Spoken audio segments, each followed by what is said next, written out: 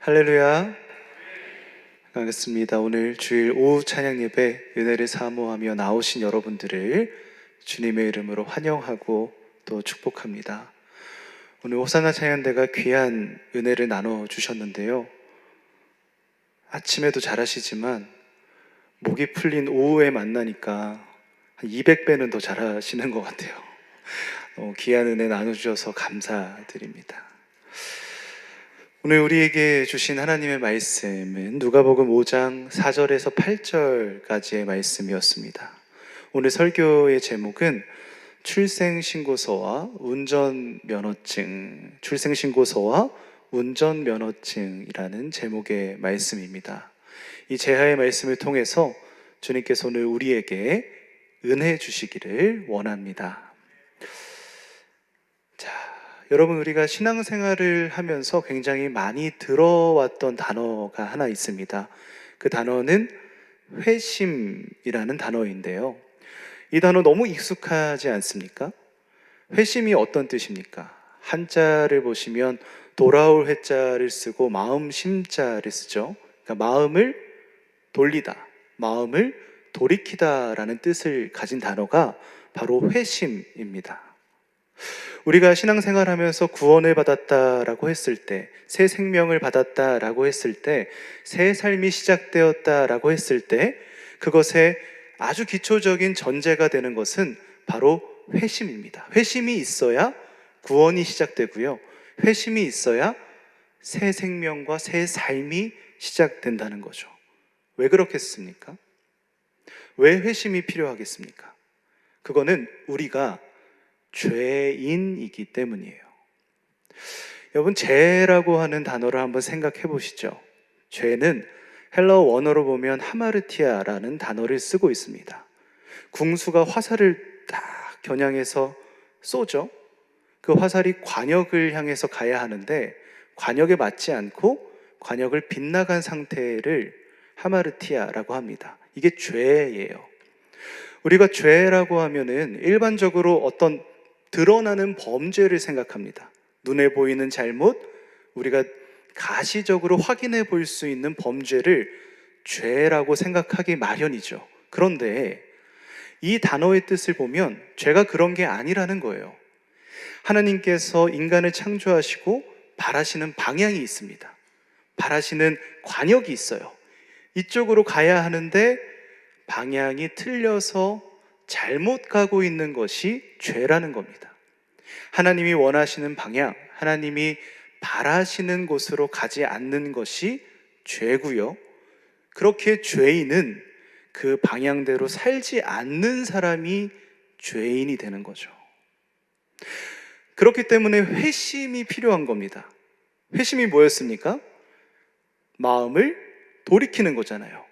마음을 돌이켜서 방향을 제대로 설정하는 거예요. 내가 하나님께서 정하신 길로 가지 못한 죄인이었는데 이제 회심해서 마음을 돌이켜서 하나님이 바라시는 곳으로 가게 되는 거죠. 그래서 구원을 받고 그래서 새 삶이 시작되지 않습니까? 이처럼 회심은 너무너무 중요한 기독교의 요소입니다. 여러분들은 회심하셨습니까? 이 분위기는 무엇이죠? 각자 이제 회심을 하신 경험들이 있을 겁니다. 저도 그렇고요. 어디서 이제 회심했던 경험, 그런 간증을 나누라고 하면 그 이야기가 굉장히 길어집니다. 제가 전에 교회에 다닐 때 교육자들끼리 수련회를 간 적이 있어요. 그래서 그 리더였던 목사님께서 자, 우리 이 시간 한번 간증을 나눠보도록 하겠습니다 하면서 한 명 한 명 회심했던 이야기를 해보라는 거예요. 사역자가 14명이었는데 밤 9시에 그 회심의 간증 이야기가 시작됐습니다. 그 언제 끝냈을까요? 거짓말 하나도 안 보태고 4시 반에 끝났습니다. 이게 누가 회심의 이야기를 꺼내면, 그 간증을 꺼내면 끊을 수도 없고 다 들어야 되고 나도 이야기해야 되고 나도 이야기하다 보면 그 은혜가 다시 생각나고 그러다 보니까 그 회심을 나눴던 이야기가 굉장히 길어졌던 거죠. 그만큼이나 회심은 우리에게 너무너무 중요한 순간이고 너무 행복한 순간이고 가치 있는 시간이라는 것은 누구나가 다 동의하실 겁니다. 오늘 우리가 읽었던 성경에 나오는 한 인물이 있습니다. 이 인물은 회심이라고 하는 것을 우리에게 가장 잘 보여주는 인물 중 한 명일 겁니다. 누구일까요? 맞습니다. 바로 베드로라고 하는 인물이죠. 이제 우리 베드로에 대한 이야기를 한번 나눠볼 텐데요. 베드로와 관련된 5가지의 장면을 한번 살펴보려고 합니다. 제가 이제 5가지의 장면을 나눌 텐데 이 장면을 들어보시면서요, 베드로는 언제 회심했을까? 이때가 회심이구나 라는 생각, 그 질문을 가지고 이야기를 한번 들어보셨으면 좋겠어요. 자, 첫 번째 장면입니다. 바로 베드로가 예수님을 만나 새 삶을 시작한 날입니다. 베드로의 원래 이름은 시몬이었습니다. 시몬과 그의 형제 안드레가 있었어요. 시몬과 안드레는 원래는 세례 요한의 제자였습니다. 그 세례 요한이 안드레에게 먼저 예수님에 대해서 소개를 해줍니다. 말씀을 한번 읽어보시죠. 요한복음 1장 36절입니다. 함께 한번 읽어보겠습니다. 시작.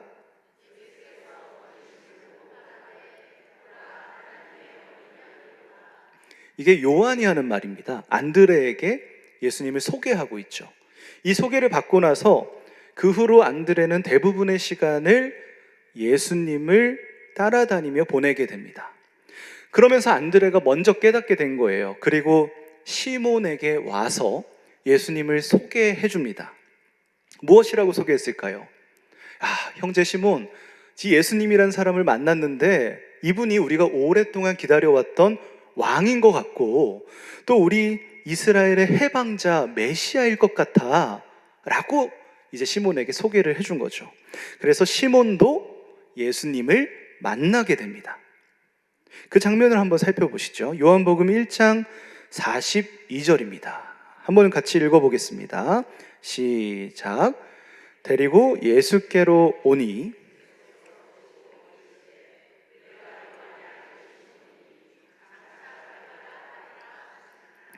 개반은 번역하면 베드로라. 자, 예수님은 시몬을 보고서 그가 언젠가 베드로라고 불릴 것이다 라고 계시하셨습니다. 반대로 이야기하면 어떻습니까? 이제 시몬은 예수님을 만나게 됐고요, 베드로라는 이름을 받게 됐고요, 새로운 삶, 새로운 생명으로 나아가게 된 겁니다. 그 시작점에 서게 된 거죠. 자, 이것이 바로 첫 번째 장면이었습니다.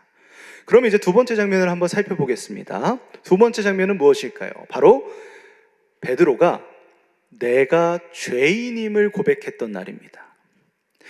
베드로는 원래 어부였잖아요. 이 게네사렛 호숫가에서 밤새 고기를 잡기 위해서 노력했습니다. 그런데 우리가 잘 알다시피 물고기 한 마리도 잡지 못해요. 평생 어부로 살았던 자가 물고기 한 마리 잡지 못했을 때 얼마나 허망했겠습니까? 그래서 아침에 그물을 바닷가에서 씻고 있는 거죠. 허탈하게 씻고 있었을 겁니다. 근데 이 베드로에게 예수님이 찾아오세요. 그리고 예수님께서 이 시몬에게 말씀을 하시죠. 그 말씀을 한번 같이 읽어보겠습니다. 누가복음 5장 4절 말씀입니다. 읽어보겠습니다. 시작. 말씀을 마치시고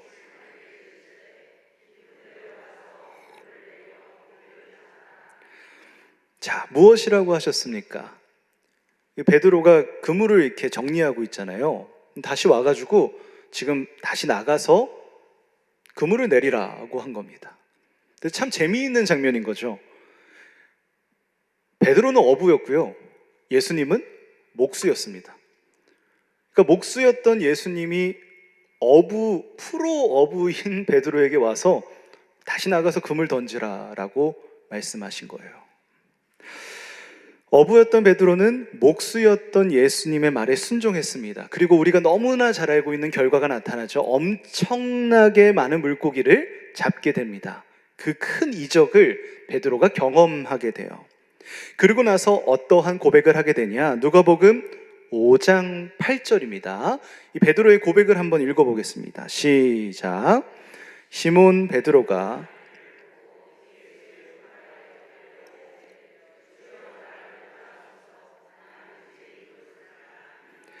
자, 우리가 주목해 볼 것은 베드로의 고백이에요. 고백. 베드로가 어떻게 고백하고 있습니까? 나는 죄인이로소이다 라고 고백합니다.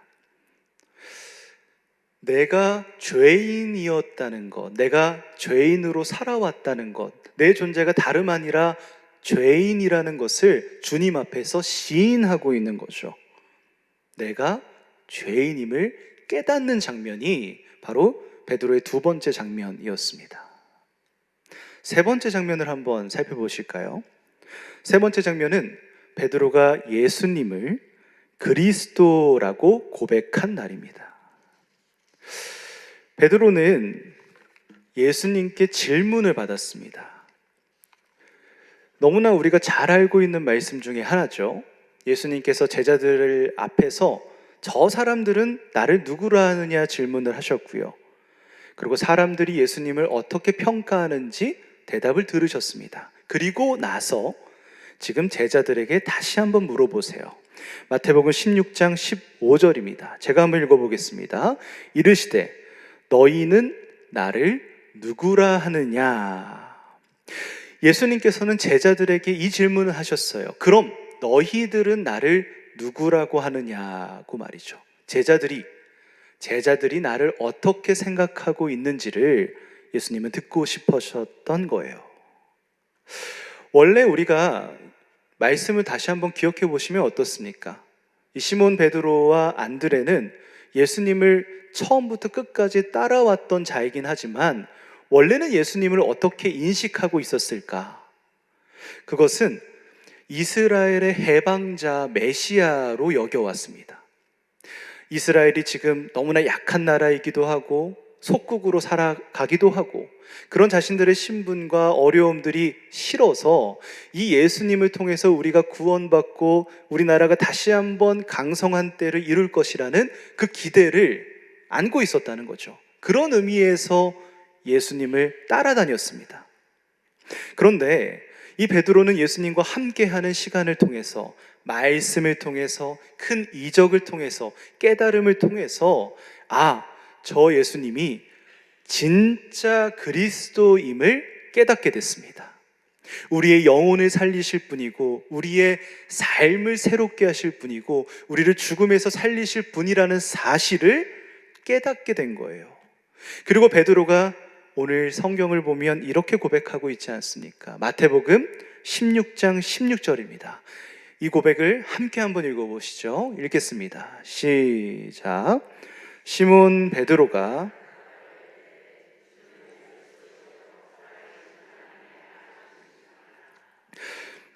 이 베드로의 입술을 통해서 기독교 역사상 가장 진리에 가까운 인간의 고백을 보여줍니다. 너무 멋있는 고백을 하지 않습니까? 주는 그리스도이십니다. 그리고 주님은 하나님의 아들이십니다.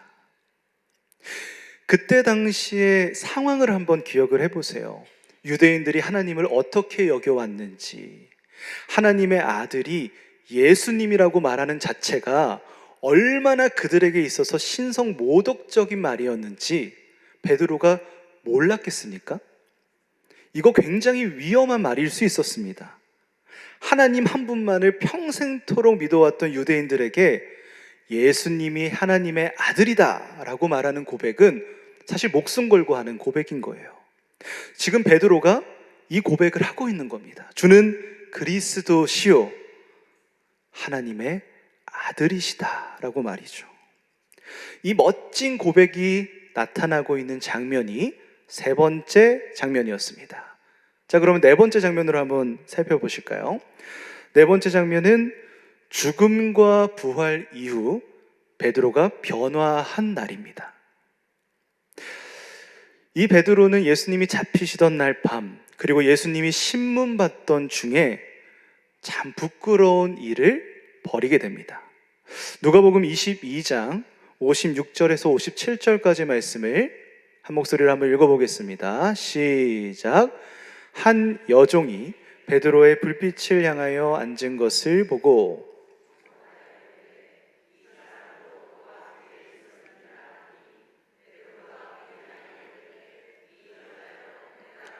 알지 못하노라 하더라. 한 여인이 베드로를 찾아옵니다. 그리고 베드로 주변 사람들에게 외쳤던 것 같아요. 저자가 예수님의 제자이지 않습니까? 라는 추궁을 한 거죠.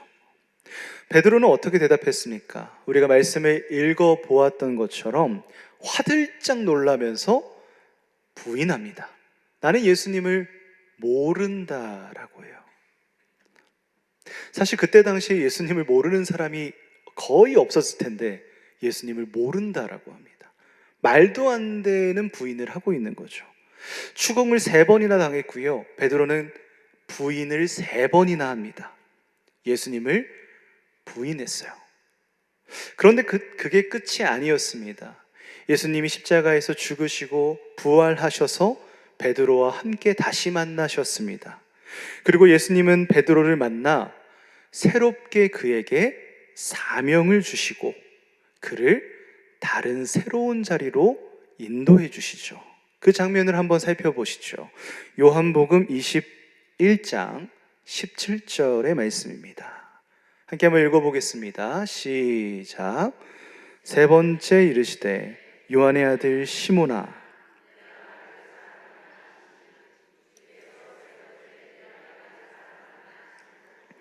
베드로가 근심하여 이르되 주님 모든 것을 아시오매 내가 주님을 사랑하는 줄을 주께서 아시나이다. 예수께서 이르시되 내 양을 먹이라. 예수님께서는 베드로가 3번이나 자신을 부인했다는 것을 아셨던 것처럼 다시 베드로에게 3번이나 질문하십니다. 네가 나를 사랑하느냐? 베드로는 예수님의 질문이 올 때마다 대답합니다. 예, 나는 주님을 사랑합니다. 진실된 마음으로 예수님께 고백하죠. 주님을 사랑한다라고 고백합니다. 그리고 베드로의 고백을 들은 예수님께서는 베드로에게 내 양을 먹이라고 하시며 새로운 사명을 주셨습니다. 이게 바로 베드로가 우리에게 보여주는 4번째 장면이에요. 자, 그럼 마지막으로 5번째 장면을 한번 살펴보도록 하시죠. 5번째 장면은 우리가 너무나 잘 알고 있는 오순절 성령 받은 날입니다. 자, 예수님께서 죽으시고 부활하시고 승천하셨습니다. 그리고 나서 유대인들에게 있어서 가장 큰 명절이었던 어떤 날인가요? 유월절이 오게 됩니다. 오순절날 이 제자들을 함께 모여서 다락방에서 기도를 하기 시작해요. 그런데 그 기도하는 중에 성령님께서 강하게 임재하십니다. 사도행전 2장 2절을 보시죠. 제가 한번 읽어보겠습니다. 호련히 하늘로부터 급하고 강한 바람 소리가 있어 그들이 앉은 온 집에 가득하며. 성령님이 제자들에게 임하시는데 정말 불같이 임하신 거예요. 그래서 그 집이 함께 있던 모든 사람들이 성령님을 경험하게 됩니다. 그 자리에 베드로도 함께 하고 있었어요. 성령을 받은 베드로는 엄청난 능력을 우리에게 보여주기 시작합니다. 성령의 힘을 힘입어서 세상 모든 사람에게 예수님을 복음을 전하기 시작하죠. 그 복음이 전하는 장면이 얼마나 놀라웠던지 말씀을 한번 살펴보겠습니다. 사도행전 2장 41절입니다. 함께 한번 읽어보겠습니다. 시작. 그 말을 받은 사람들은 세례를 받음에 이날의 신도의 수가 3,000이나 더하더라. 놀라운 장면이지 않습니까? 설교를 들은 사람들이 예수님을 믿기 시작하여 세례를 받는데 몇 명이나 받았습니까? 3,000명이 받았습니다. 이 설명할 수 없는 놀라운 역사가 베드로의 입술을 통해서 이루어졌습니다. 이게 바로 베드로가 우리에게 보여주는 5번째 장면이었죠. 우리가 총 5개의 장면을 살펴봤습니다. 이 외에도 베드로가 우리에게 보여주는 회심의 장면은 굉장히 많은 것 같아요. 자, 그럼 처음의 이야기로 한번 돌아와 보겠습니다. 제가 설교의 서두에 우리가 신앙생활하면서 우리에게 너무나 중요한 것이 있다고 말씀드렸죠. 구원을 받기 위해서, 우리가 새 삶을 시작하기 위해서, 새 생명을 누리기 위해서 전제돼야 하는 것이 있는데, 그것이 무엇이다? 회심이다라고 했습니다. 그러면 여러분, 우리가 5개의 장면을 살펴봤는데요, 과연 베드로는 언제 진짜 회심했을까요?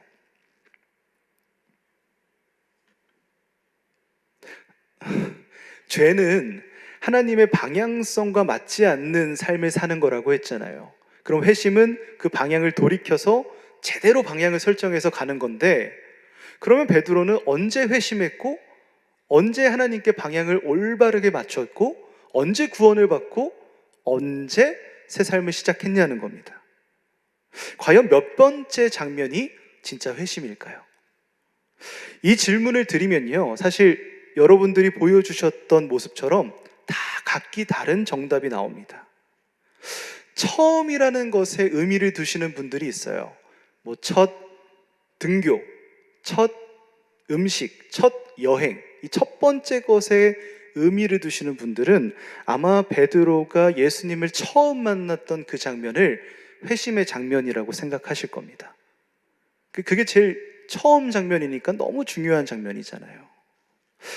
아니면 자기 신앙 고백을 중요하다라고 생각하시는 분들이 있을 겁니다. 그러니까 내가 어떤 존재인지, 내가 어떠한 신앙을 가져왔는지, 내가 얼마나 부끄러운 존재인지, 내가 얼마나 주님 앞에서 죄인인지를 고백하는 것, 그것을 중요하게 생각하시는 분들은 아마도 2번째 장면이 회심의 장면이라고 생각하실 거예요.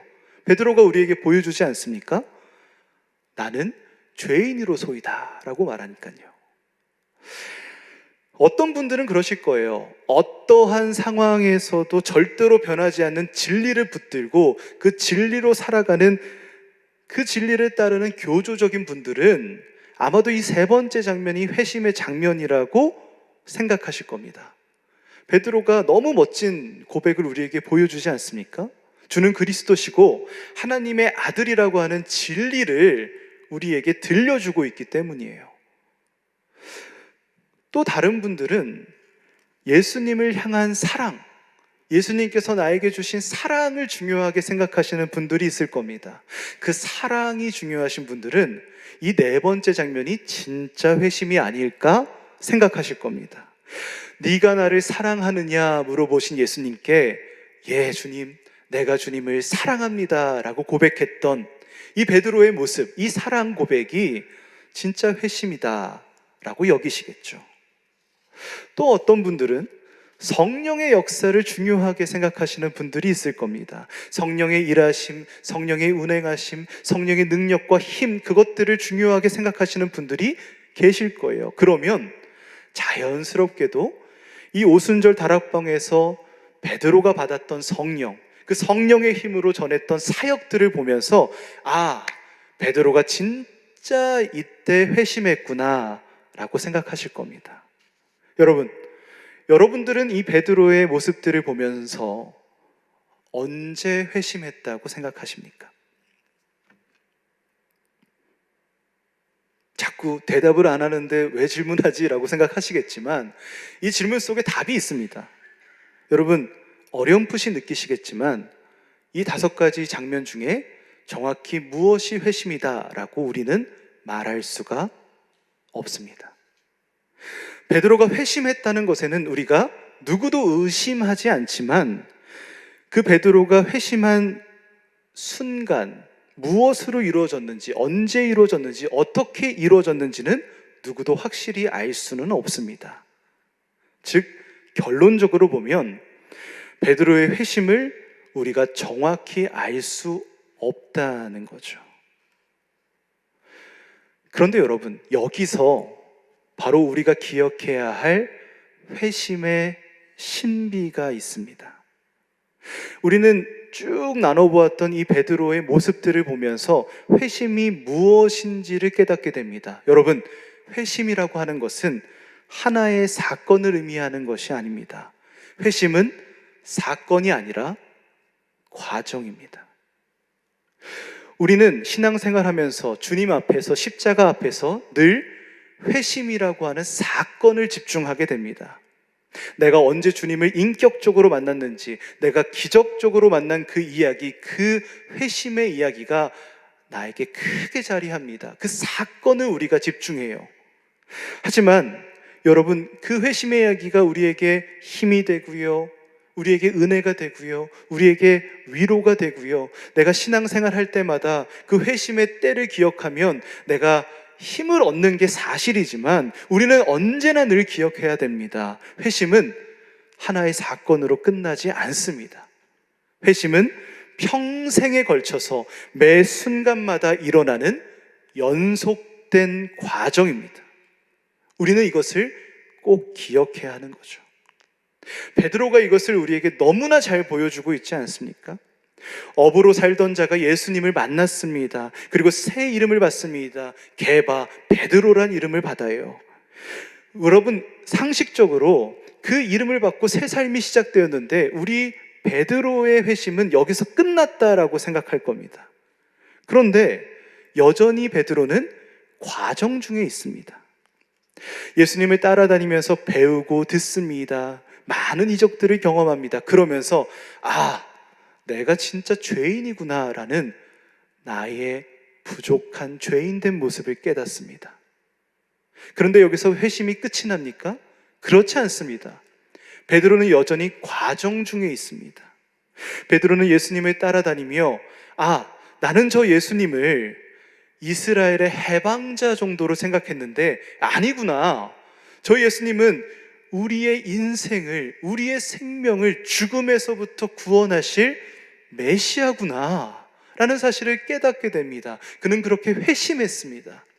하지만 베드로의 회심은 거기서도 끝이 나지 않습니다. 여전히 과정 중에 있습니다. 예수님을 끝까지 공생의 기간 동안 따랐던 베드로이지만 그는 극심한 죽음의 위기 앞에서 예수님을 부인합니다. 예수님을 외면합니다. 낭망할 때도 있었습니다. 하지만 다시 한번 예수님의 은혜를 기억하며 부활하신 주님 앞에 진정한 사랑의 고백을 합니다. 베드로는 그렇게 회심했습니다. 여러분, 이게 끝입니까? 그렇지 않습니다. 베드로는 여전히 과정 중에 있었습니다. 오순절 그 다락방에서 성령의 은혜를 받고 성령의 힘으로 말씀을 전하며 주님께서 보여주시고 가라 하신 그 선교 사역의 사명을 감당하게 됩니다. 베드로는 끝까지 회심합니다. 여러분, 우리는 베드로의 모습을 통해서 분명히 알게 됩니다. 회심은 그 사건으로 끝이 나는 것이 아니라 회심으로부터 시작하며 연속됩니다. 우리가 주님을 만날 때까지, 그 하나님의 나라에 이를 때까지 끝나지 않는 여정이 바로 회심이라는 것이죠. 여러분, 출생신고서와 운전면허증이 있습니다. 출생신고서는 누군가가 태어났다는 것을 증명하는 문서고요. 운전면허증은 내가 운전을 할 수 있다는 그 자격을 증명하는 문서입니다. 우리는 신앙생활 하면서 예수님을 만나 구원받게 되면 마치 출생신고서를 받았다라고 이야기할 수 있습니다. 진짜 그렇습니다. 죽음으로 걸어가고 있는 우리가, 죽음을 피할 수 없는 우리가, 죽음 가운데 빠져 있는 우리가 그 길을 가고 있는데 주님께서 은혜로 우리에게 오셔서 우리를 그 죽음에서 끄집어내어 주시고 새로운 생명으로, 새로운 사람으로 살게 하시지 않았습니까? 예수님을 만난 그때 우리는 태어난 겁니다. 예수님을 만났을 때 우리는 출생신고가 된 거예요. 하나님의 자녀로, 그리스도인으로서 새 생명을 받은 자로서 우리는 출생신고가 되었습니다. 그런데 여러분, 참 신기하게도 주님이 우리에게 주신 출생신고서를 뒤집어 보면 운전면허증이 있습니다. 경로도 정해져 있습니다. 하나님께서 기다리고 계시는, 하나님께서 바라고 계시는, 하나님께서 우리에게 원하고 계시는 그 길을 가야 하는 운전면허증 말입니다.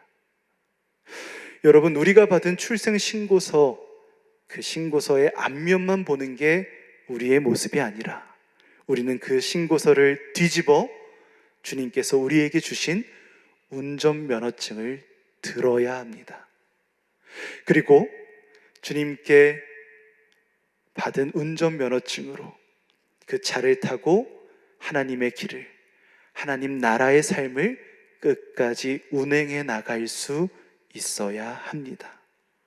이것이 오늘 우리에게 원하시는, 주님이 원하시는 진정한 회심의 모습이라 우리는 생각할 수 있지 않겠습니까? 사랑하는 광석의 성도 여러분, 여러분들이 받은 출생 신고서를 다 꺼내어 들고 그 신고서를 뒤집어 우리에게 주신 운전면허증을 함께 듭시다. 그리고 우리가 세상 끝날까지, 하나님을 만나는 그날까지 그 면허증을 들고 열심히 그 길을 걸어갑시다. 주님께서 기다리시는 그 성화의 길을 걸어갈 때 주님은 우리에게 세상이 줄 수 없는 은혜와 가치와 행복과 만족으로 우리를 끝까지 기다리고 계실 겁니다. 여러분, 함께 그 길을 걸어가는 우리가 되었으면 좋겠습니다. 베드로가 걸어갔던 것처럼, 성경의 많은 인물들이 끝까지 걸어갔던 것처럼, 그리고 지금 우리가 그렇게 걸어가고 있는 것처럼 우리 함께 성화의 길을, 하나님이 기다리시는 그 길을 세상 끝날까지 걸어갈 수 있는 모두가 되실 수 있기를 주님의 이름으로 간절히 축원합니다.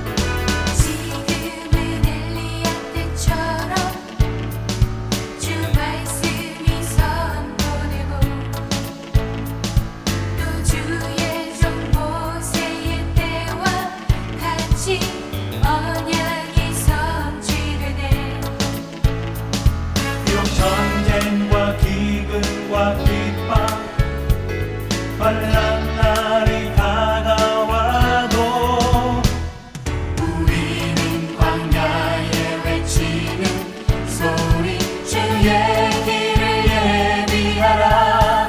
오라 주님 구름 타시고 나팔 불 때에 다시 오시네.